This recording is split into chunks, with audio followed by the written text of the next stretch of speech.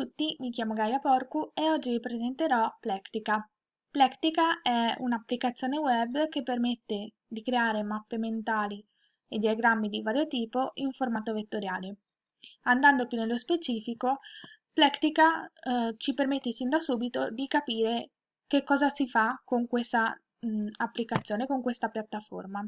Entrando sulla sezione Example ci dà già la possibilità di vedere quali sono i vari template a nostra disposizione da cui partire, che ci saranno utili nei momenti in cui non sapremo quale usare o comunque ci permette già da subito di comprendere come impostare il nostro lavoro e la nostra presentazione.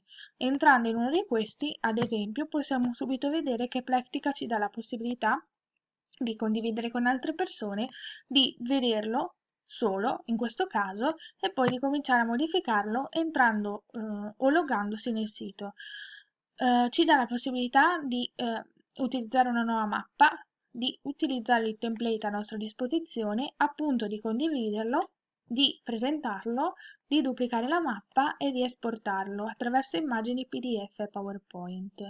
Proprio la funzione Share, quindi la condivisione, ci permette di utilizzare questa piattaforma come luogo utile allo scambio di idee e al confronto, quindi permette di utilizzare la piattaforma non solo in ambito educativo o comunque in ambito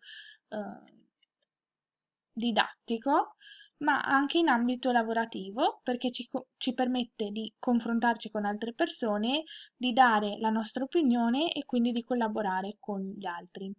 Ecco che Plectica diventa insomma un'applicazione fondamentale negli ambiti in cui si vuole anche organizzare la propria giornata lavorativa magari, oppure organizzare i propri impegni. Entrando comunque nella propria sezione è possibile quindi cominciare a modificare le varie parti della mappa e appunto anche nella nostra sezione Plectica ci dà la possibilità di usare dei template già pronti.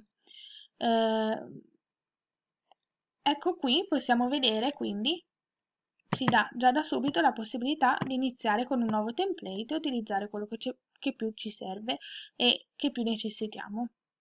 Vi ringrazio per l'attenzione, buona serata.